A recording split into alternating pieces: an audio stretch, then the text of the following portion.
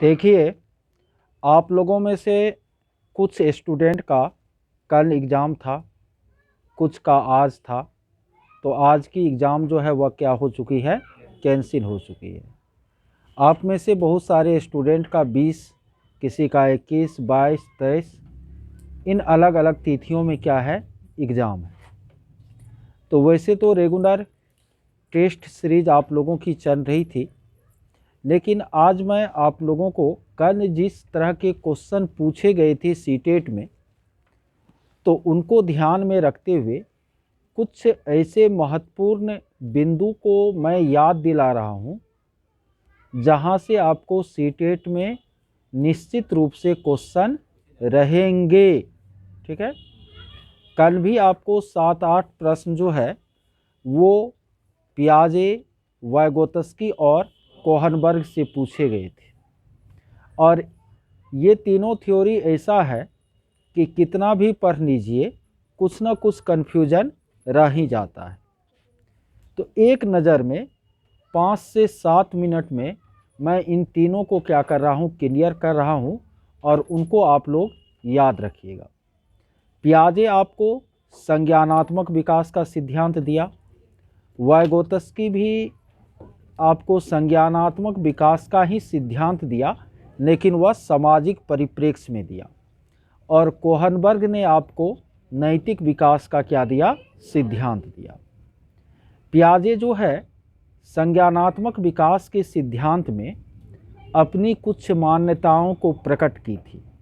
उनका कहना था सीखना आरोही और क्रमबद्ध प्रक्रिया है। बच्चे वातावरण में अनुकूलन की प्रक्रिया के द्वारा, अनुकूलन शब्द को याद रखिएगा, पियाजे में अनुकूलन को याद रखिएगा, टैग वर्ड है। अनुकूलन की प्रक्रिया के द्वारा क्या करते हैं, तो अपना संज्ञानात्मक विकास करते हैं। पियाजे ने कहा कि ये अनुकूलन 3 तरीके से बच्चे करते हैं, आत्मसातीकरण, समायोजन और समावेशन के द्वारा। तो यदि आपको पूर्व ज्ञान में नया ज्ञान स्वाभाविक रूप से जुड़ जाए तो उसको हम क्या कहते हैं, आत्मसातीकरण कहते हैं। यदि पूर्व ज्ञान में संशोधन हो तब नया ज्ञान जुड़े तो उसको समायोजन कहते हैं। और यदि नए ज्ञान में संशोधन करके उसको पूर्व ज्ञान में जोड़ते हैं तो इसको क्या कहा जाता है, समावेशन कहा जाता है। पियाजे ने कहा कि इन 3 प्रक्रियाओं के द्वारा बच्चे वातावरण में खुद को अनुकूलित करते हैं। पियाजे ने कहा कि बच्चे कार्य क्रिया के द्वारा ज्ञान का क्या करते हैं, अर्जन करते हैं। साथ ही साथ पियाजे ने अपने सिद्धांत में यह बताया कि जैविक परिपक्वता जो है, शारीरिक परिपक्वता संज्ञानात्मक विकास के लिए क्या है, जरूरी है। जैविक परिपक्वता संज्ञानात्मक विकास के लिए जरूरी है। उन्होंने यह भी कहा कि बच्चे और वयस्कों के सोच में गुणात्मकता को लेकर अंतर होता है, मात्रात्मकता को लेकर अंतर नहीं होता है। ठीक है, किसको लेकर अंतर होता है, गुणात्मकता को लेकर अंतर होता है, मात्रात्मकता को लेकर अंतर नहीं होता है। साथ ही साथ आपको पियाजे ने और क्या कहा था, तो पियाजे ने कहा था कि बच्चे नन्हे वैज्ञानिक होते हैं, वे अन्वेषण के द्वारा जो है ज्ञान का निर्माण करते हैं, अर्थात बच्चे जो है सक्रिय ज्ञान निर्माता होते हैं। ठीक है, पियाजे ने कहा कि बच्चों की अपनी एक क्या होती है, भाषा होती है, जिसे हम लोग अहं केंद्रित भाषा के नाम से क्या करते हैं, जानते हैं। ठीक है, पियाजे जो है वह मौलिक रचनावादी थे। पियाजे क्या थे, मौलिक रचनावादी थे। पियाजे ने आपको संज्ञानात्मक विकास की कितनी अवस्थाएं बताई, 4 अवस्थाएं बतलाई, याद होगा आप लोगों को। संवेदी गत्यात्मक या इंद्रिय जनित प्रेरक अवस्था, दूसरा उन्होंने पूर्व संक्रियात्मक अवस्था बतलाया, तीसरा उन्होंने मूर्त या ठोस संक्रियात्मक, और चौथा अमूर्त या औपचारिक संक्रियात्मक अवस्था बतलाया। संवेदी गत्यात्मक अवस्था में बच्चे संवेदी अंगों के माध्यम से ज्ञान अर्जित करते हैं, उसके मस्तिष्क में सोचने की क्रिया नहीं होती है। और संवेदी गत्यात्मक अवस्था में बच्चे जो है, बच्चे में out of sight out of mind की स्थिति पाई जाती है, यानी वस्तु अस्थायित्व, ऑब्जेक्ट नॉन परमानेंस का गुण जो है इस अवस्था में देखने को मिलता है न। पूर्व संक्रियात्मक अवस्था में वस्तु अस्थायित्व का गुण आ जाता है, प्रतीकात्मकता का गुण आ जाता है।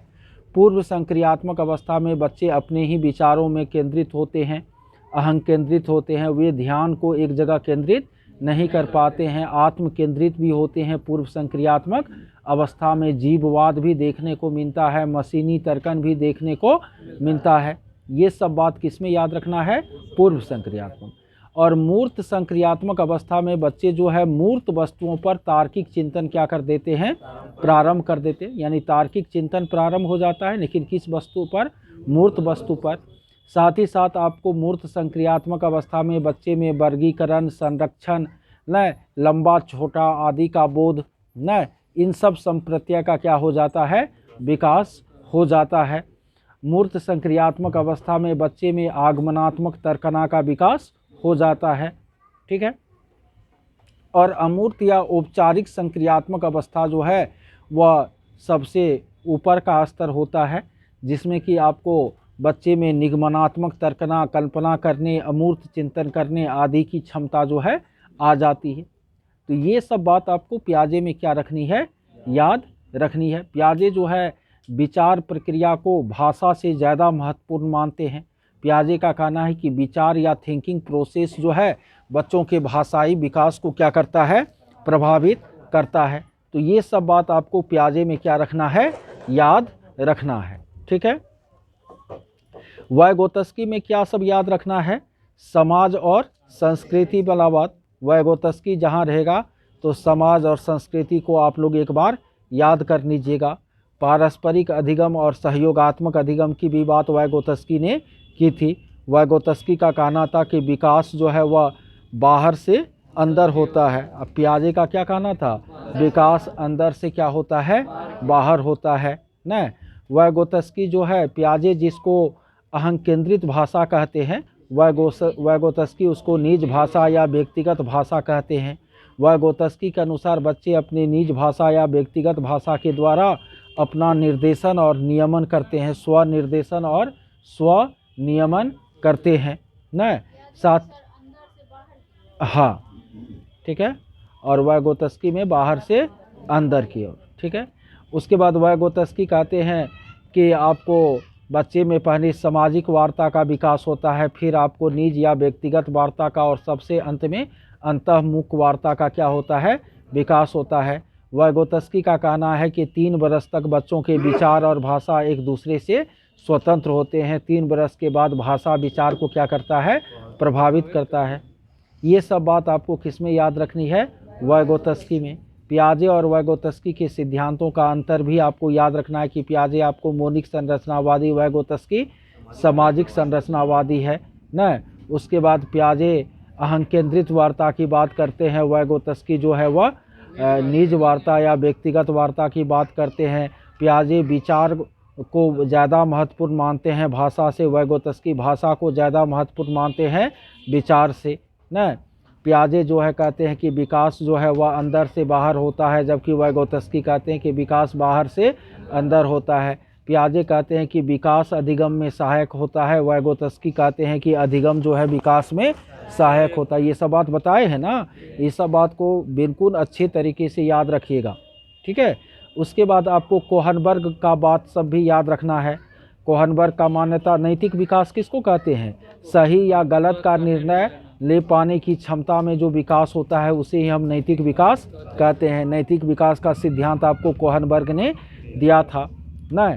कोहनबर्ग का मानना था कि बच्चे जन्म से न तो नैतिक होते हैं न ही अनैतिक होते हैं। कोहनबर्ग ने अपने सिद्धांत में नैतिक तर्कना और नैतिक दुविधा की चर्चा की है। किसकी चर्चा की है? नैतिक तर्कना और नैतिक दुविधा की चर्चा की है। कोहनबर्ग का यह मानना है कि एक ही मुद्दे पर अलग अलग बच्चों की जो नैतिक तर्कना होती है वह क्या होती है? अलग अलग होती है। साथ ही साथ कोहनबर्ग कहते हैं कि प्रत्येक बच्चा अपने जीवन में कई बार जो है नैतिक दुविधा की स्थिति से गुजरता है, नैतिक द्वंद्व की स्थिति से गुजरता है, जब वह निर्णय नहीं ले पाता कि वह जो मतलब कर रहा है वह सही है या गलत है।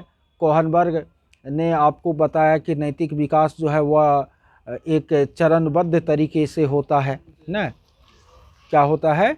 चरणबद्ध तरीके से होता है। कोहनबर्ग ने नैतिक विकास का 3 स्तर और 6 चरण बताया। पूर्व परंपरागत, परंपरागत को कभी प्रथागत लिख देता है तो कभी रूढ़िगत लिख देता है ना। एक परंपरागत और एक उत्तर परंपरागत या परापरंपरागत ना। इसमें जो है पूर्व परंपरागत में भी 2 चरण है, दंड और आज्ञा पालन, अभिमुखता। दूसरा जो है वही लेन देन विनिमय। हाँ, परंपरागत शब्द रहे या प्रथागत रहे या रूढ़िगत रहे, एक ही बात है ना। परंपरागत में 2 चरण, अच्छा लड़का अच्छी लड़की और अधिकार संरक्षण अभिमुखता। और उसके बाद उत्तर परंपरागत में भी 2 चरण, एक सामाजिक अनुबंध वाला और एक सार्वभौम नैतिकता वाला। सार्वभौम नैतिकता वाला जो चरण होता है वह सबसे ऊंचा चरण होता है, जहाँ पर बहुत कम व्यक्ति क्या होते हैं, पहुँच पाते हैं ना। कोहनबर्ग ने एक दूसरे तरीके से भी नैतिक विकास की अवस्था को बतलाने का कार्य किया था। वह दूसरा तरीका है कौन कौन? स्वकेंद्रित न, उसके परंपरा धारण करने की अवस्था, आधारहीन आत्मचेतना और आधारयुक्त आत्मचेतना। स्वकेंद्रित जो है वह शैशवावस्था और पूर्व बाल्यावस्था से जुड़ा हुआ है। परंपरा धारण करने की अवस्था आपको बाल्यावस्था से जुड़ी हुई है न। उसके बाद आपको आधारहीन आत्मचेतना किशोरावस्था से जुड़ा हुआ है। आधारयुक्त आत्मचेतना जो है वह युवावस्था से जुड़ा हुआ है। सबका पियाजे और कोहनबर्ग के सिद्धांत की आलोचना को भी आप लोग क्या कीजिएगा, याद रखिएगा न।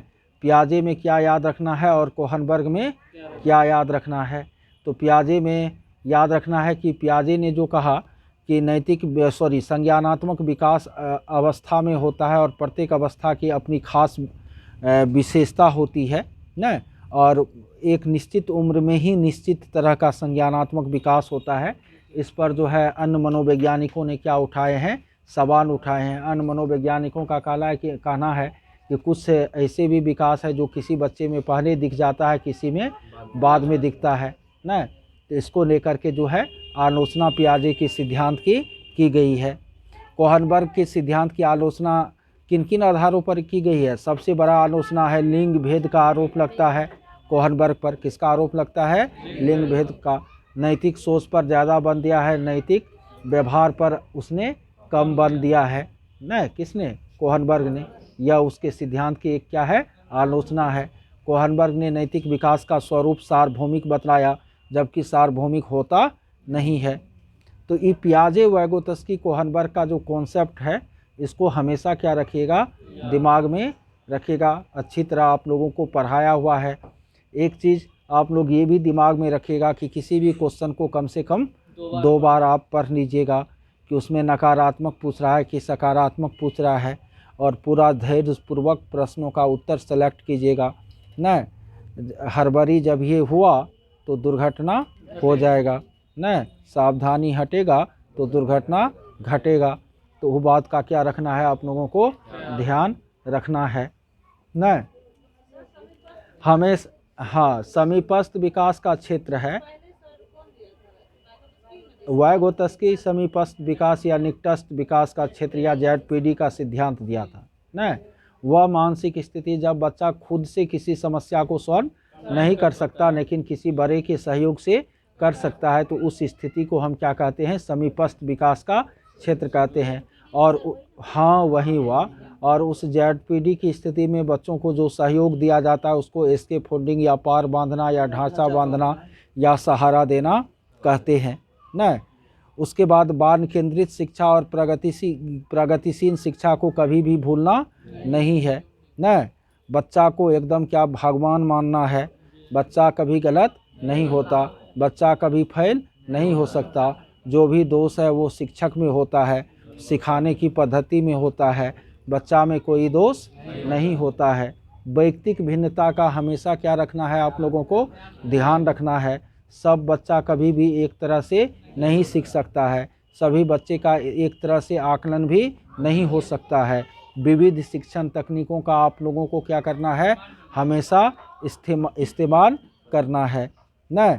व्यवहारवाद को उपयोगी नहीं मान करके रचनावाद को क्या मानना है, उपयोगी मानना है।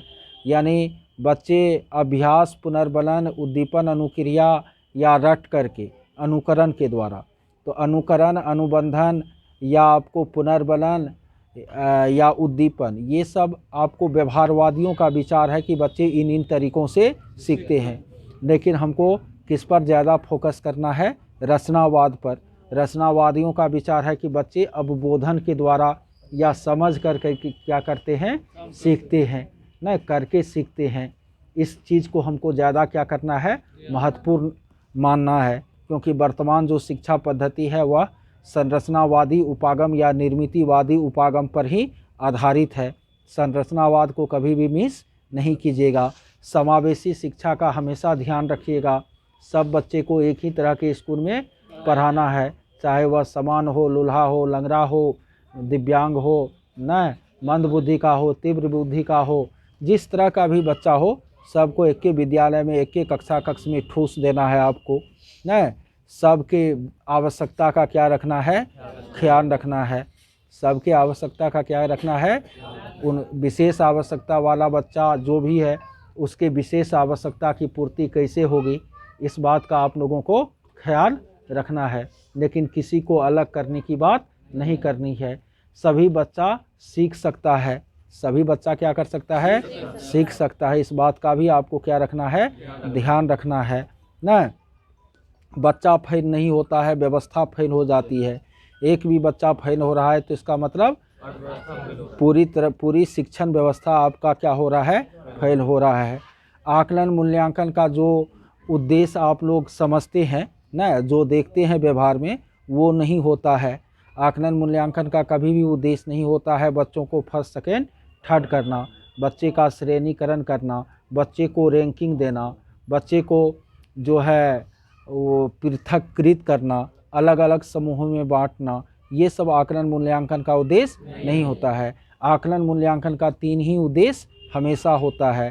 पहला कि बच्चे किस तरह से सीख रहे हैं उसको समझना, बच्चे की सीखने में कहाँ कठिनाई है उसके कारण का पता लगा करके उसका निदान करना, और हम जो शिक्षण तकनीक का इस्तेमाल कर रहे हैं वो प्रभावी है या नहीं है, इस बात की जांच करना। यही आकलन मूल्यांकन का हमेशा उद्देश्य होता है। इन उद्देश्यों को कभी आपको भूलना नहीं है। रचनात्मक आकलन शिक्षण के दौरान होता है, योगात्मक एक नियत समय पर होता है। रचनात्मक आकलन सीखने के लिए आकलन है, योगात्मक आकलन सीखने का आकलन है न। सीखने के लिए आकलन शिक्षण के दौरान, सीखने के दौरान, और सीखने का आकलन सीखने के बाद होता है। सीखने के रूप में आकलन किसको कहते हैं? तो स्व आकलन को हम सीखने के रूप में आकलन कहते हैं। आज का युग जो है सतत और व्यापक मूल्यांकन का युग है, जिसमें बच्चों का आपको निरंतर मूल्यांकन करते रहना है, और बच्चे के केवल संज्ञानात्मक विकास का ही मूल्यांकन नहीं करना है, बल्कि उसके सभी प्रकार के विकासों का क्या करना है? मूल्यांकन करना है न। यही सतत और व्यापक मूल्यांकन का क्या है? आपको अर्थ है। सतत और व्यापक मूल्यांकन के लिए आपको लिखित परीक्षा के अलावे और भी बहुत सारी तकनीक इस्तेमाल में लाई जाती है, जैसे अवलोकन है, पोर्टफोलियो है, रेटिंग स्केल है न, संचयी अभिलेख है। ये सब सतत और व्यापक मूल्यांकन के क्या है? प्रविधि और उपकरण है न। पोर्टफोलियो जो है प्रारंभिक स्तर पर बच्चों के आकलन के लिए बहुत ही बेहतर होता है। पोर्टफोलियो में आपको, पोर्टफोलियो को ही संस्कृत में क्या कहते हैं? पत्राधान कहते हैं। पोर्टफोलियो में बच्चों के क्रमिक प्रगति का क्या होता है? आंकड़ा होता है। क्लास 1 और 2 के बच्चों के आकलन का सबसे अच्छा तरीका कौन सा है? अवलोकन करना, और जो भी सूचना आ रही है उसको क्या करना? रिकॉर्ड करना न। ये सब बात ध्यान में रखना है। आकलन मूल्यांकन का विशेषता भी नहीं भूलना है कि आकलन मूल्यांकन जो है वह क्या होनी चाहिए? वैध होनी चाहिए, वस्तुनिष्ठ होनी चाहिए न, विश्वसनीय होनी चाहिए, उपयोगी होनी चाहिए, मानक होनी चाहिए न। ये सब आकलन मूल्यांकन की क्या है? आपको विशेषताएं हैं। विद्यालय आधारित आकलन को भी आपको अच्छे रूप में लेना है, क्योंकि विद्यालय आधारित आकलन आकलन के वास्तविक उद्देश्य को क्या करता है? पूरा करता है। तो विद्यालय आधारित आकलन को नहीं न भूलिएगा, SBA को, उनको भी क्या रखिएगा? याद रखिएगा। शिक्षण जो है वह त्रिध्रुवीय प्रक्रिया है जॉन डेवी ने कहा था ना, शिक्षण का अर्थ आजकल कोई किसी को सिखा नहीं सकता है, सीखने के लिए माहौल केवल उपलब्ध करा सकता है। वर्तमान में जो बाल केंद्रित शिक्षा का कॉन्सेप्ट है उसमें शिक्षक को जो है सुगमकर्ता और सुविधादाता के रूप में क्या किया जाता है, माना जाता है, जाना जाता है ना। इस सब बात का ध्यान रखना है। शिक्षण का कुछ सूत्र है उसको भी नहीं भूलना है। कौन कौन सूत्र है? सरल से जटिल की ओर, विश्लेषण से संश्लेषण की ओर, आगमन से निगमन की ओर, मूर्त से अमूर्त की ओर न, उदाहरण से नियम की ओर, यथार्थ से मनोवैज्ञानिक की ओर न, स्थानीय से वैश्विक की ओर। ये सब आपको शिक्षण का क्या है, सूत्र है। ये सबको ध्यान में रखना है। सूक्ष्म शिक्षण भी याद रखिएगा। माइक्रो टीचिंग 6 स्टेप बताए थे ना। पहला स्टेप क्या होता है? पाठ योजना तैयार करना, फिर जो है शिक्षण करना, फिर पृष्ठ पोषण करना, फिर से पाठ योजना, फिर से शिक्षण और फिर से पृष्ठ पोषण। सूक्ष्म शिक्षण वास्तविक अध्यापन की तकनीक है न। अभिप्रेरणा अधिगम को भी नहीं भूलिएगा न। विदाउट मोटिवेशन नथिंग लर्निंग न। अभिप्रेरणा के बिना कोई अधिगम नहीं होता। आवश्यकता अभिप्रेरणा को जन्म देती है और अभिप्रेरणा अधिगम को जन्म देती है। अभिप्रेरणा चक्र में कौन कौन शामिल होता है? आवश्यकता शामिल होता है, अंतर्नोद और उद्वेलन शामिल होता है, लक्ष्य निर्दिष्ट व्यवहार शामिल होता है, फिर क्या होती है? उपलब्धि होती है, फिर आपको आवश्यकता में कमी होती है। तो इस तरह से आपको अभिप्रेरणा चक्र का क्या होता है? निर्माण होता है। संज्ञान और संवेग, संज्ञान और संवेग एक दूसरे में अंतर्निहित है। संज्ञान और संवेग में अन्योन्याश्रय संबंध है। संज्ञान और संवेग एक दूसरे में सन्निहित है। संज्ञान और संवेग को आप कभी भी पृथक नहीं कर सकते न। यह एक दूसरे से क्या है? जुड़ा हुआ है न। उसके बाद संवेग कुल 14 तरह के होते हैं। सभी संवेग जो है वो किसी न किसी मूल प्रवृत्ति से जुड़े होते हैं। संवेग जो है आत्मनिष्ठ या व्यक्तिनिष्ठ होता है, क्योंकि भावनाओं, आपके मन में क्या भावनाएं हैं इसको केवल आप ही क्या कर पाते हैं? महसूस कर पाते हैं न। तो संज्ञान, संवेग, अभिप्रेरणा और अधिगम के बीच का जो संबंध है इसको भी क्या रखना है? याद रखना है। वैयक्तिक भिन्नता की तो मैंने चर्चा कर ही दिया है। और क्या क्या आप लोगों को याद रखना है? शिक्षण विधि को भी याद रखना है। आगमन विधि और निगमन विधि। आगमन उदाहरण से नियम, निगमन नियम से उदाहरण। आगमन स्थूल से सूक्ष्म, निगमन सूक्ष्म से स्थूल। आगमन विशिष्ट से समान और निगमन सामान्य से विशिष्ट न। उसके बाद आगमन में समय ज़्यादा लगेगा, निगमन में समय कम लगेगा न। उसके बाद आगमन में प्राप्त ज्ञान ज़्यादा अस्थायी होता है, निगमन में प्राप्त ज्ञान कम अस्थायी होता है। आगमन विधि छोटी कक्षा के लिए उपयोगी है, निगमन विधि बड़ी कक्षाओं के लिए उपयोगी है। तो आप तो छोटी कक्षा के शिक्षक बनने के लिए ही ना सीटेट का एग्ज़ाम देंगे, तो आप आगमन विधि को बहुत ही उत्तम विधि के रूप में क्या कीजिएगा? स्वीकार कीजिएगा। एनसीईआरटी का जो मार्गदर्शक सिद्धांत है कभी भी नहीं भूलिएगा। आपको हमेशा ज्ञान को बाहरी जीवन से क्या करना है? जोड़ना है। पढ़ाई को पाठ पुस्तक केंद्रित नहीं बनाना है। आपको और क्या करनी है? बच्चों में लोकतांत्रिक भावना विकसित करनी है। पढ़ाई को रटंत प्रणाली से क्या करना है? मुक्त करना है न। ये सब बात आपको जो है कक्षा में गतिविधियों का क्या करना है? ज़्यादा उपयोग करना है। तो एनसीईआरटी 2005 के मार्गदर्शक सिद्धांत को हमेशा आपको क्या रखनी है? याद रखनी है। उसके प्रतिकूल कभी भी किसी ऑप्शन का चयन नहीं करना है। बाल विकास क्या है? बाल विकास के सिद्धांत, निरंतरता का बहुत सारा सिद्धांत, एकीकरण का, ये सब 1000 बार पढ़ाए हैं न। बाल विकास का 4 मुख्य आयाम होता है, ये भी बताए हैं 1000 बार न। कौन कौन? आपको शारीरिक, संज्ञानात्मक, सामवेगिक और सामाजिक, ये 4 मुख्य आयाम होते हैं। ठीक है। गामक विकास या चालक विकास को नहीं भूलिएगा। पेशीय कोषण 2 भाग, स्थूल और सूक्ष्म, क्योंकि ये भी कई बार आपको एग्ज़ाम में क्या किया गया है, पूछा गया है, नहीं भूलिएगा। आनुवांशिकता और पर्यावरण का जो है मिश्रित प्रभाव बच्चों के विकास पर, बच्चों की बुद्धि पर, बच्चों की प्रतिभाशालीता पर, बच्चों के व्यक्तित्व पर, इन सब पर जो है आनुवांशिकता और वातावरण का मिश्रित प्रभाव पड़ता है। आनुवांशिक और वातावरणीय गुणों का हस्तांतरण एक जटिल प्रक्रिया है। सामाजिकरण जो है वह निरंतर चलने वाली क्या है, प्रक्रिया है। सामाजिकरण के कुछ प्राथमिक और कुछ गौण या द्वितीयक कारक होते हैं। परिवार और मित्र न वह सामाजिकरण का प्राथमिक कारक है। विद्यालय, पास पड़ोस, ये सब सामाजिकरण का कैसा कारक है, द्वितीयक या गौण कारक है। सामाजिकरण की बातों को भी आप लोग क्या रखिएगा, याद रखिएगा।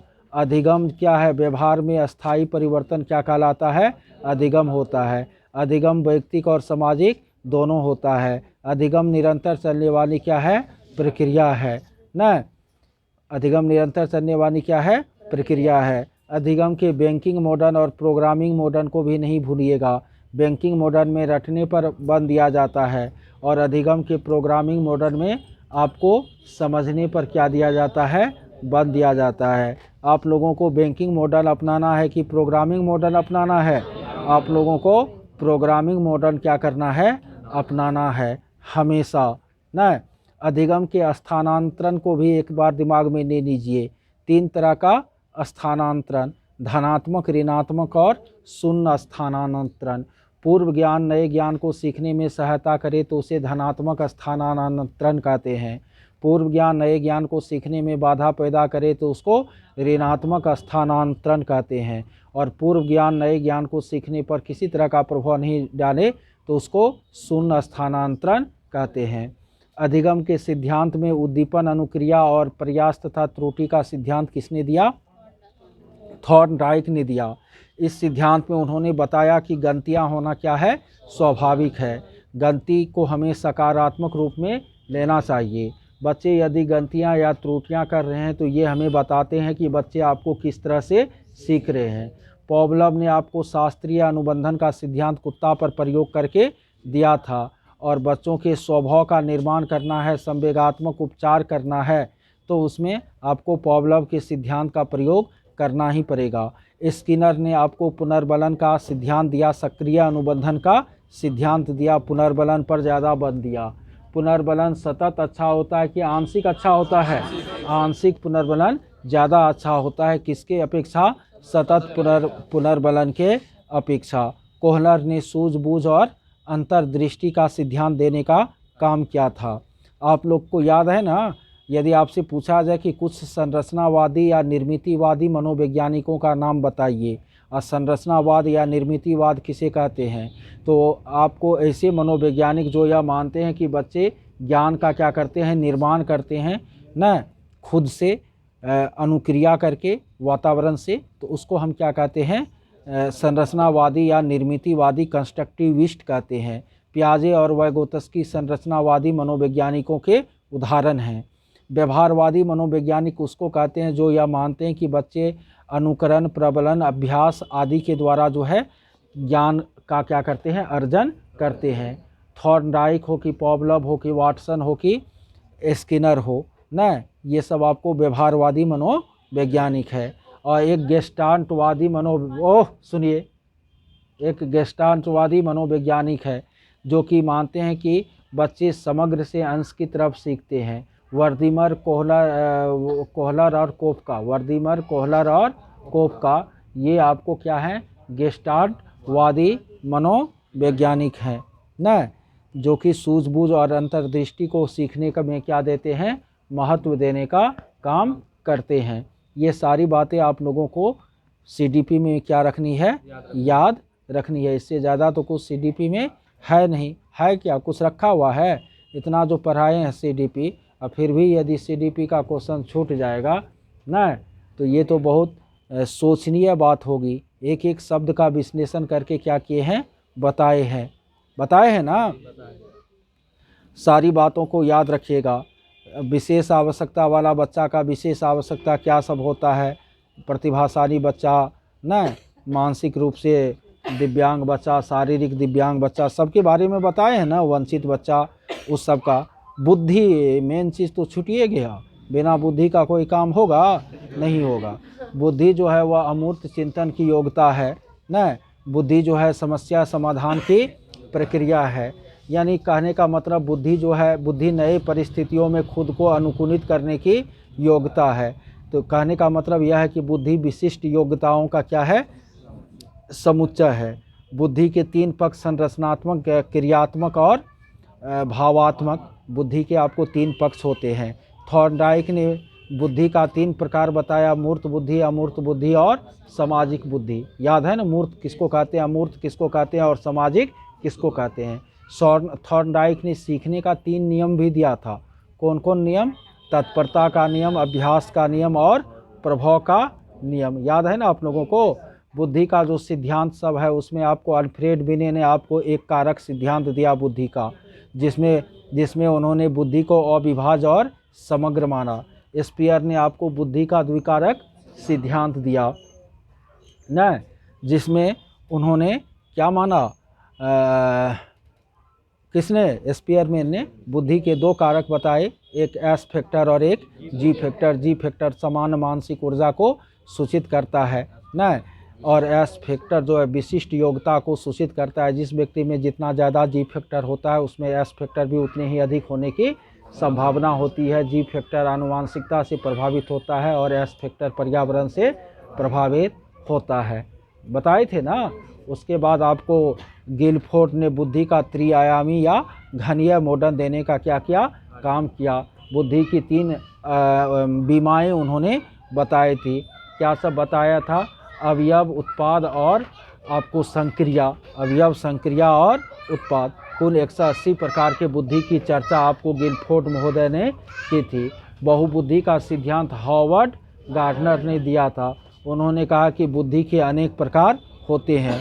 बुद्धि के ये प्रकार एक दूसरे से क्या होते हैं, स्वतंत्र होते हैं। बुद्धि के ये प्रकार एक दूसरे से क्या होते हैं, स्वतंत्र होते हैं।